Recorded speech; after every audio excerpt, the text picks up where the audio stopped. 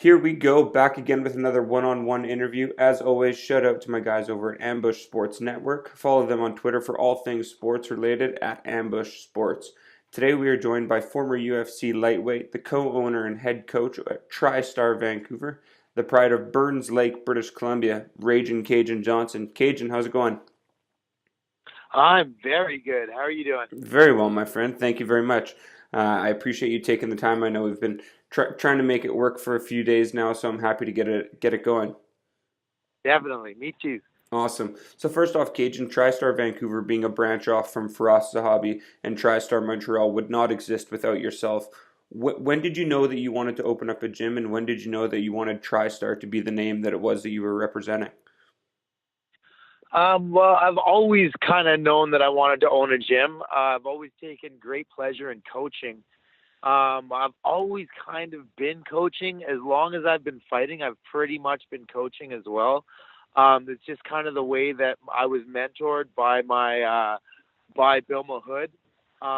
When I first joined PG Fight Club back in like 2002, it was a very small group of guys, and we trained really hard. And then about a year in, probably, I was one of the people that was the most consistent.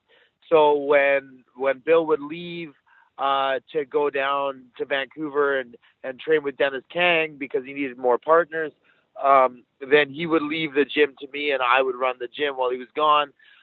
So it's really been a constant in my life throughout my martial arts career. So I've always known that after I was done, I was going to be able to coach. And probably about 2.5, 3 years into my experience at TriStar Montreal, I just knew that moving forward, that I wanted to continue on that lineage with Faraz. Just because he's such an amazing coach, he's such an amazing instructor. I've learned so much from him, and I've really taken a lot of the models of TriStar Montreal and put it into our model. Obviously, it's not identical, but I took a lot of stuff that he's doing and that is working over there, and I implemented it in our gym here, and it's working well. So I knew about maybe say like 2013, 2014, I knew that I wanted to open a TriStar gym one day. And then that coming to reality was a bit of kind of like something that you think is wrong or is bad, that happens in your life, and it ends up being a huge blessing. I got an injury in 2015 fighting in Tokyo against Naoyuki Kotani. I tore my labrum and my rotator cuff pretty much completely off, and that sidelined me for quite some time, and made me realize that, okay, I need to do something else in order to sustain my life, because fighting alone, like really for me in my career, it has never been a stable, sustainable resource to draw from, which is why I've had so many crazy up and downs in this path. And so I made the decision that, okay, I'm not able to really sustain life the way I need to in Montreal. I'm going to move back. I'm going to open a gym. So I started talking to my best friend out here, who's a stunt woman and actress, and she's always also kind of wanted to run a gym as well. We had talked about it multiple times over the years, us owning a gym together. And so I was like, yo, I want to come back and open a TriStar gym. Like, are you on? Are you down? And she was just kind of on the comeback as well. She had suffered a very near career-ending injury as well in her ankle. So she was sidelined, which made her also start to look for alternative avenues to generate revenue and income and stability in the long term, because we're both using our bodies in order to make money. And we know that that has a shelf life. So you've got to transition into something else eventually. And so we made it happen. She was kind of the business brain and the money behind it, because obviously I'm a broke fighter and she's a Hollywood stunt woman. So she was doing much better than I am financially. So yeah, we just collaborated. She was the money and the business brain, and I was kind of like the martial arts brain, the on the mat talent, the name draw. I also was able to secure the name of Tristar Gym from Suraj, which brought a lot of eyes to our facility. And yeah, we started. It was a very difficult time starting. There's a lot of headaches and hangups, as everybody knows in small business. It always happens. But we're at an amazing place now, and we're able to really start growing and blowing up now. Like, we've got a huge stable of guys, and our business model is continuing to expand to include other things like women's self-defense, which we are both very passionate about. And a couple other things that are coming down the pipeline that I can't really mention yet. But yeah, it's a really great situation. It's an amazing gym. And for me personally, I've always wanted to create the perfect gym for me, because every gym I've been to, there's been so many fantastic gyms that I've been able to be a part of, TriStar Montreal included. But everything, there was never one that I felt had all of the bases covered. There was always some little thing missing. Sometimes it was very small, sometimes it was very large, but there was always something missing. So I was able to take all of that knowledge and kind of put it into this gym. So I believe that I've created the perfect gym. For me, I've created the perfect gym. And if you ask our students and our members, they would probably say something very similar. You were mentioning there about how being a fighter, and you always do kind of have to have somewhat of a backup plan. And as you mentioned, injuries are such a large part of it. And yourself, now that you haven't fought and closing on a year, and coaching has kind of been your biggest focus along with the gym, have you noticed that there's been a change in your coaching since you've been away from competing yourself? Oh man, I'm sorry. Like, it takes your attention. You have success wherever your attention goes, right?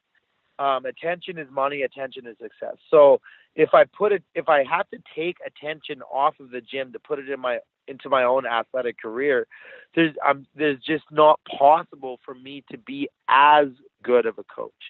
Now, I don't want to do my own horn, but I'm probably still a better coach than a lot of the coaches out there, even while I am focusing on my own career. But it does take some of the focus off, because you only have 24 hours in a day, right? So you can only spend so much time on one thing, right? And if I have to spend time on two things, then obviously I don't have as much time to be a coach. I'm not going to be as good of a coach. But there's benefits to both, really. There's always a benefit to both. There's a negative and a positive, no matter how you see it. So when I am in competition, I'm able to be an example to my team. It's one thing to be a coach, and you see this a lot in not quite as much in the martial arts industry, but it's still pretty prevalent. But really in the fitness industry, it's massive. You'll see a fat trainer that is, or an overweight trainer, or a trainer that has never really done what he's teaching his students or telling his students to do, right? You see that very often. And to be able to be like, to not only just be like, oh, you got to do this because that's how you'll be successful. To be able to be like, yo, come here, we're going now. We're going to do this, and through this, we'll be successful. And then doing it, and then having success being generated from that, and having that case study for all of your students to just watch and participate in, to lead your team into battle, to be that warrior general, where you're not just sitting behind the archers commanding them. You're leading the charge with a sword and a shield in your hand. That's very, very powerful. right? So there's benefits to both, and I'm grateful that I've been able to experience both with my team, and it's quite possible that I may fight again, and and they may get that experience again, that we both may go down that path again and have that journey together again. Yeah. I think there's always something to be said for somebody who can exactly lead by example, as opposed to somebody who is just giving those orders and having their team try and follow what they're saying, as opposed to following what they're doing. Leading by that example, to me, it always sets that much more of a better example for your team. And as we do talk about your team at Tristar Vancouver, you've got yourself an amazing up and comer in Jamie Siraj, one of the top bantamweights in Canada. He's on a 4-fight win streak right now, and I saw he just mentioned possibly another fight upcoming in July. How is it having somebody who is so close to taking that big step, and what does he need to do to crack the roster of one of the big shows in UFC or Bellator?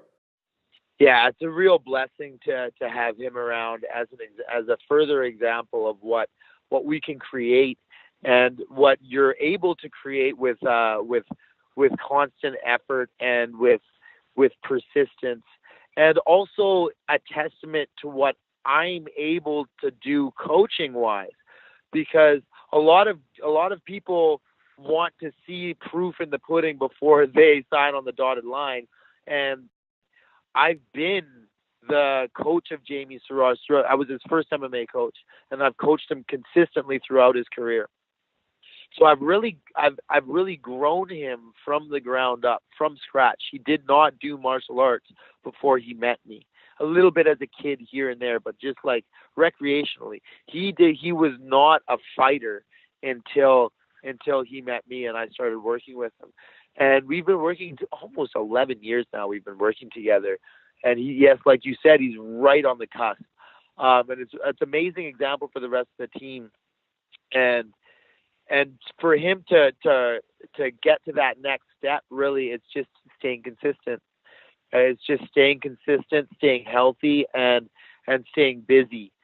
Now, there are guys that have gotten in with less fights than he has, but I think it's a blessing that he's had as much experience as he has before getting in, because you'll see a lot of guys that get in at 5-0 or 6-0 or whatever. They'll be in and out. They don't last very long. They don't have that longevity at that upper echelon.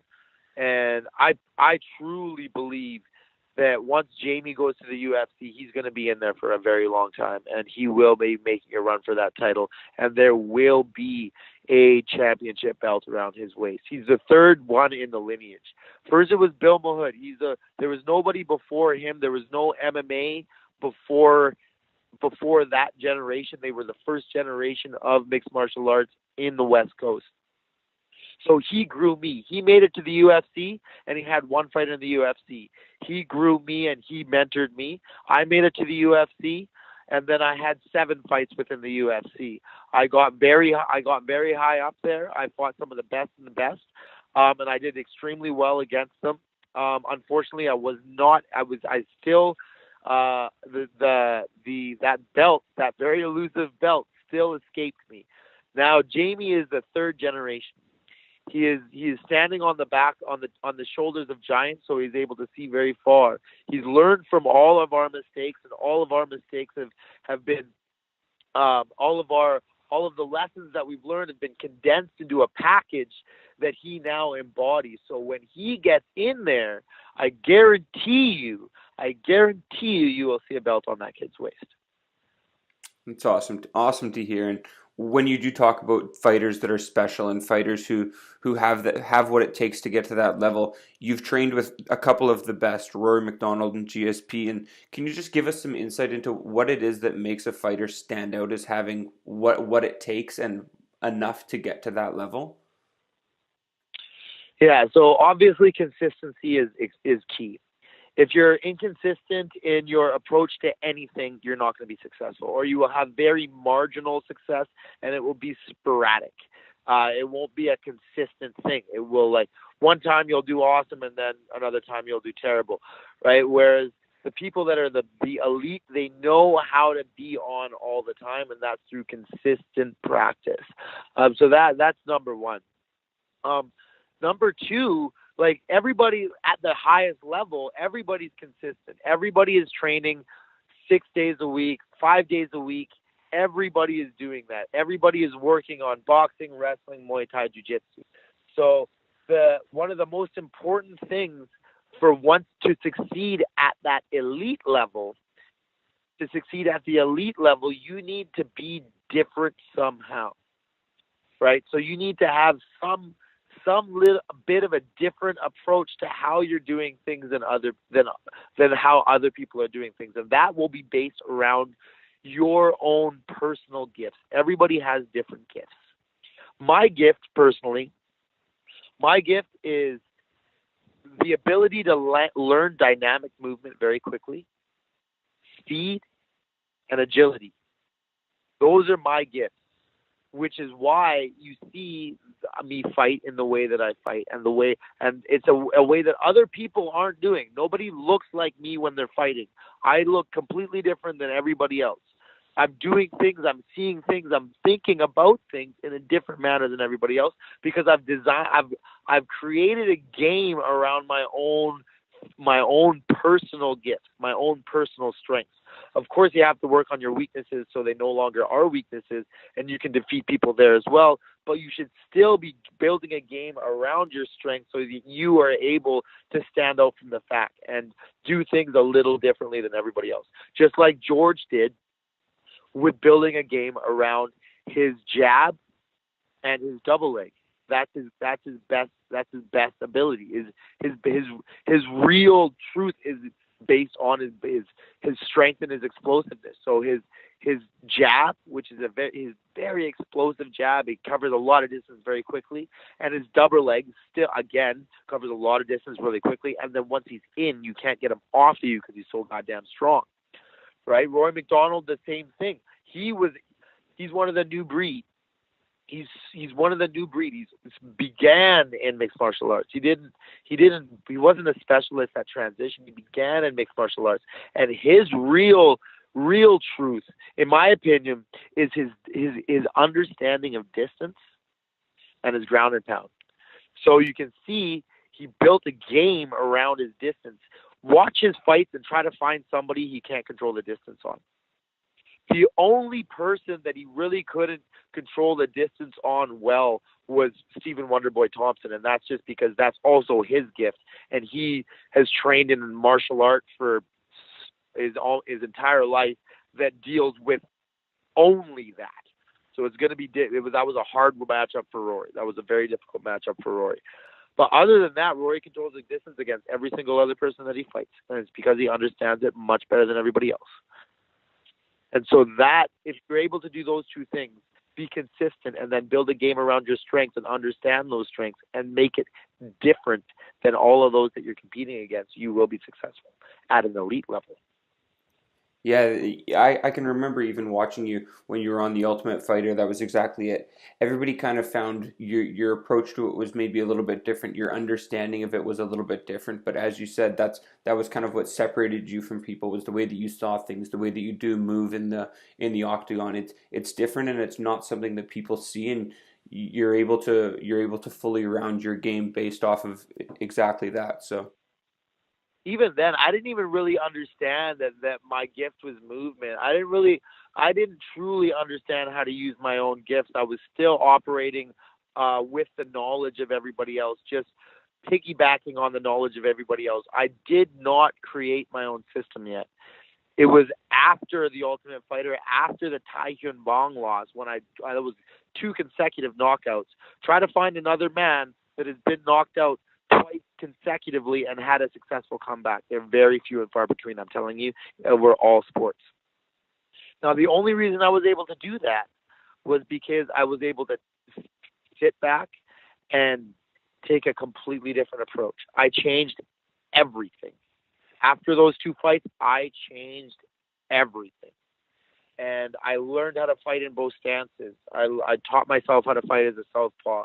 I taught myself the angles and the understanding of angles and how to shift in between both stances and how to move laterally in different ways, how to fight, how to have 360 degrees of technique that and 360 degrees of defense surrounding me. There's so many principles and theories that I just created myself and then put into play after that fight that created that new style. That was me. Before my fight in Manila, I was fighting like other people still. And I still had a bit of a different take because some of the people that I was trying to emulate weren't the people that other people were trying to emulate, but it was still not something that was unique to me. And after that is when you really see who I am. Yeah, and even just right there, you're talking about how in your career you had some of the highest of highs when you were able to formulate that movement and formulate that fighting style. And you talked about some of your lowest of lows when you did suffer back to back knockouts there. And look, if you do look back at your UFC career, it did end on somewhat of a sour note. Some would say. You had your well publicized joking non-handshake with Dana that people didn't know how to take, and then you were on the losing side in Russia versus a Russian, which was the robbery of the year for anybody who does watch fighting. And before being released, does any of that influence your push for any of your fighters towards other promotions, not just the UFC, or do you still look back at your UFC career and look at it as a positive? Oh, it was a beautiful thing, man. It was a fucking beautiful ride, and I would do it all again. I would do it all again over and over and over again. It was amazing. And I urge people to go where their heart tells them to go. I will never say, don't go to the UFC. There's better places to go.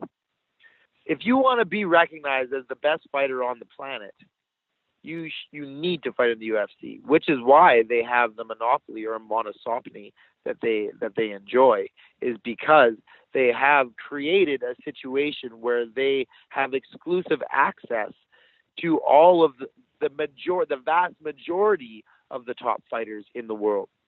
Now, there are exceptions to that rule. There are people in PFL, people in Bellator, people in ONE FC who will beat people in UFC, guaranteed.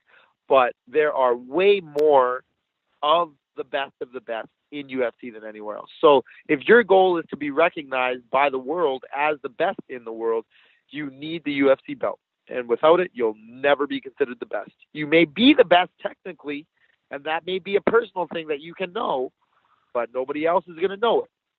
Only you're going to know it, and maybe the people that are very close to you are going to know it. So I will never tell my fighters to not go to the UFC. Pretty much every fighter that I have, except for maybe one of them is just solar, like laser beam focused on the Olympics. That's all he cares about. He doesn't even care that MMA is not even an Olympic sport yet. He doesn't want anything else other than to fight in the Olympics. So that's his goal, and he's going to do it come hell or high water. But everybody else wants to fight in the UFC, and I would never dissuade them of that because that is part of their passion, which means it's part of their path, which means even if they don't get to the UFC, it will bring them to where they are supposed to be, where they are meant to be, to their actual destiny. That's awesome to hear that, and like you said, that's what separates you in being a leader. And as you mentioned, for myself, I can't wait until we do see you have somebody that you are coaching in the UFC to be able to see that kind of fresh outlook on things of being willing to do whatever the fighters want to do and help them along that journey. It's refreshing, and it'd be awesome to see. And Kajan, as you mentioned earlier, you may still see yourself in competition one day, and with your last fight being, as we said, closing in on a year ago, I know you are enjoying coaching, but do you have any insight or any light to shine on us on if you would be back in competition of any sort? Yes, there are a couple of stipulations that need to be met in order for me to go back to competition. Number one, it has to make sense monetarily. I'm not fighting for under 30 grand. It's not happening. It just doesn't make sense. The time that I need to take away from my business, I can make way more money in my business than some of the offers that I've gotten so far from the regional scene are like things like 3-3, which I I totally understand. Like that's your budget. You don't have the money to pay me what I'm worth, but that just means that you guys can't afford me, and I'm not going to fight for that. It's just not worth it for me. Um, so number one, I would need $30,000, which isn't even really all that much money, especially for some of these very large organizations. Number two, it needs to be a major organization. I am not going back to the minor leagues. It's not happening. It just I don't believe that it is in line with my legacy, and also it just doesn't make me excited. Because I don't like legacy is whatever, right? I'm just trying to lead by example more than anything. Um, so it doesn't make me excited to like go and fight in Battlefield or go to fight in Unified or TKO. Like, there's nothing wrong with those organizations. A lot of the things that they're doing for the local scenes in those places and the regional scenes are amazing, and I commend them for doing it because we need them in order to get to these big shows. But for me, I need to be excited in order to get up at 5 o'clock in the morning and go train. So if I'm not excited, I'm not going to do it. And those things don't excite me, right? So I need a major organization. I need somebody that's going to pay me. Now, there's a couple major organizations outside of the UFC, Bellator, ONE FC, PFL, and Brave I would consider a major now because they're starting to throw some real money around and the production value is high level. Now, we've talked to a few people. We've talked to Bellator. From what I hear, Bellator is down if they come to Canada, but they're not really looking at coming to Canada anytime that I know of. ONE FC is not down. They want me to go and they want me on like a 3-fight winning streak or something like that. So they would have to go back to the regional scene and go and prove myself again. I'm sorry. I've been fighting for almost 18 years now. There's no way I'm going and proving myself ever again to anybody. I've proved it over and over and over and over and over and over again.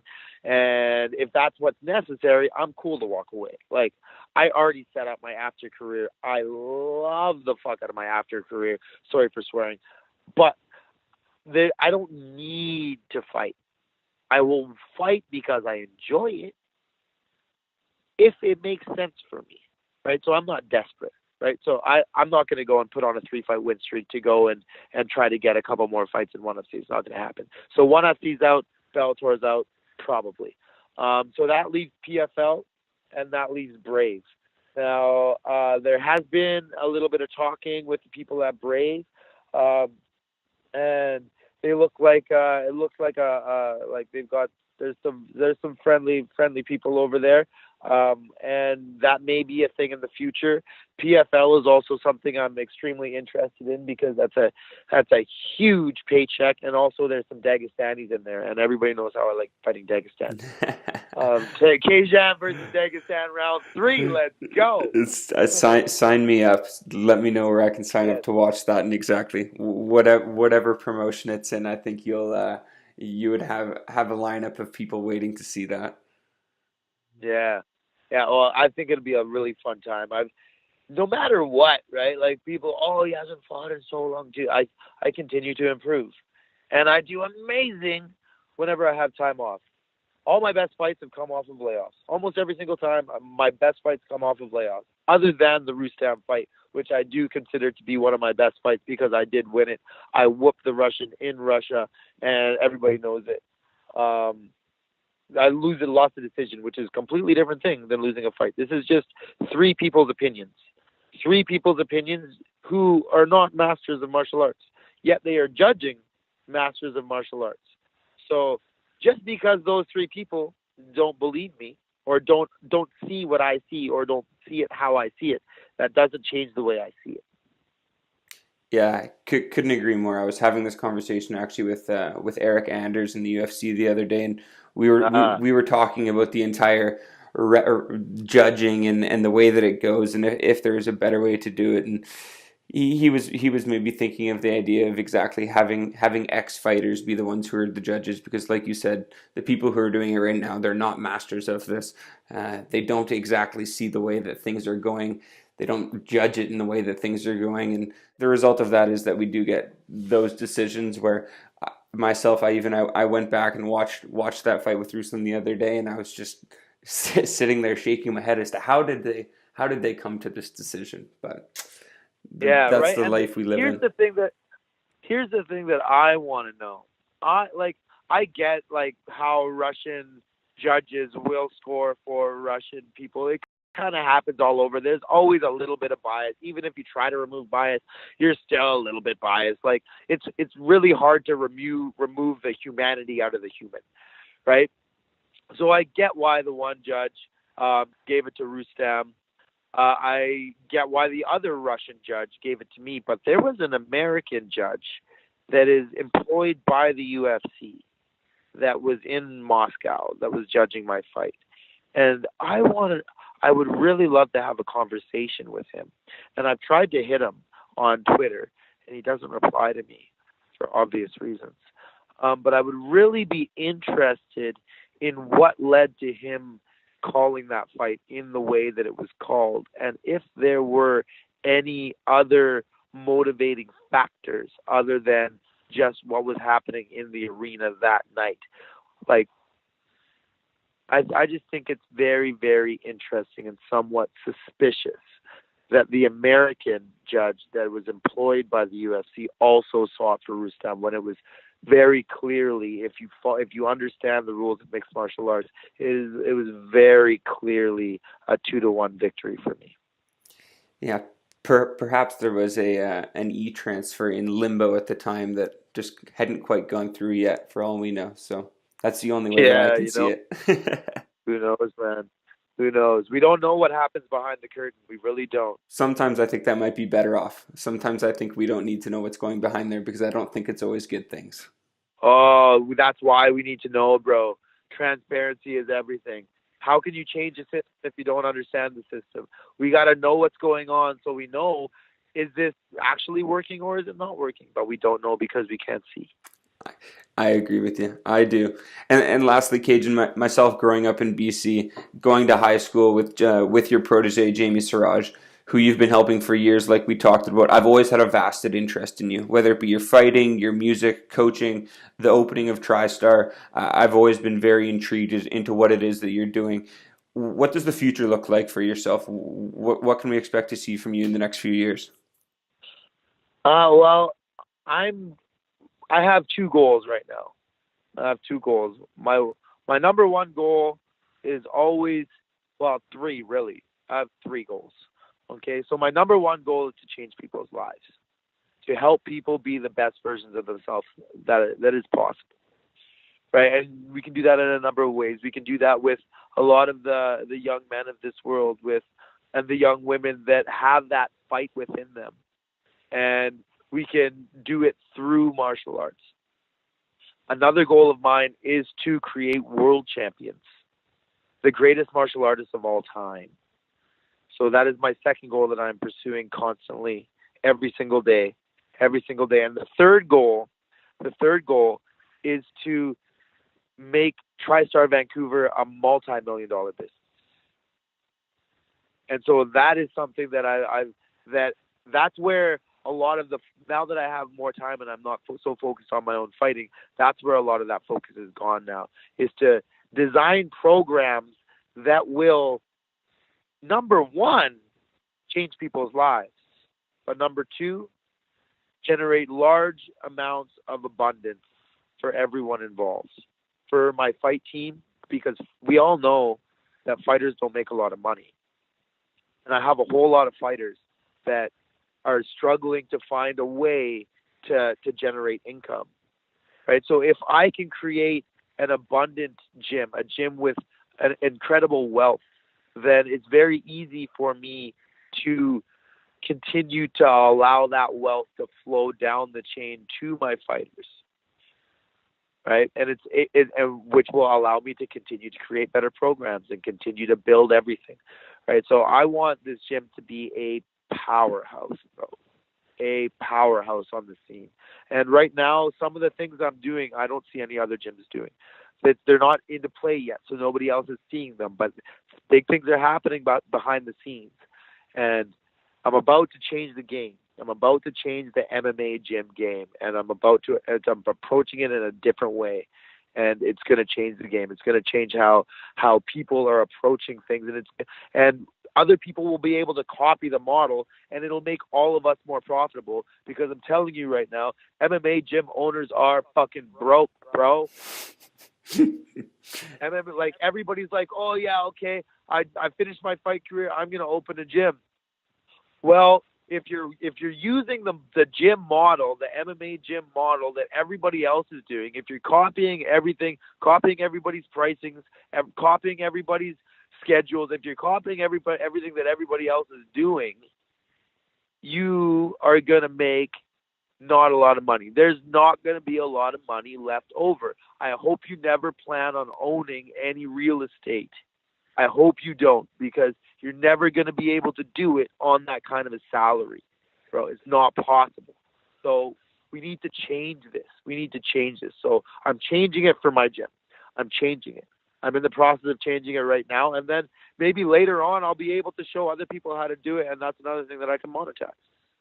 It sounds like you've got yourself some good goals, and the way that you speak, the way that you go about your life, the way that you do coach, it's honestly it's inspiring, it's insightful, and I think you're setting a great example. I think you're leading a great path over at Tristar Vancouver, and in life in general. I think you're somebody that people can look up to and see the right way of doing things. So, Kajan, thank you very much for your time, man. I appreciate it. I look forward to continuing to follow your story. Best of luck with absolutely everything. I look forward to seeing some big things come out of TriStar Vancouver, and I do hope to really chat again soon. So thank you very much. Truly my pleasure, brother. I'll talk to you soon. Awesome. Sounds good. That is Kajan Johnson, guys.